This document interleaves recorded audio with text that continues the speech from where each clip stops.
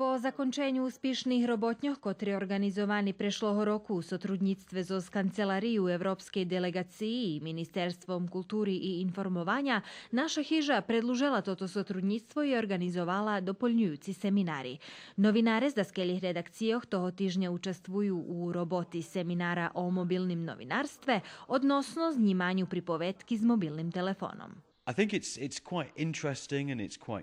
Думам, že to neiste interesantni novi sposob, bo novinarom ponuka in šaki sposob, že bi vi pripovedali pripovetku i dava im možljivost veľa osobnejše šitsko dožic, bo še gunjej možu na tot sposob barže i približic. Dneska u 21. viku žijeme, každý má mobilný zosobu.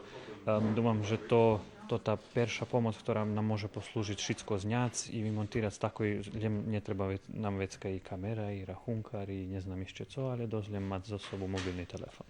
Mobilne novinarstvo coškaco u calim Švece hasuju veljki medijski hiži. Po tej obuki novinaroh čeka i obuka o multimedijalnim informovanju, a tiž i kurs verifikaciji.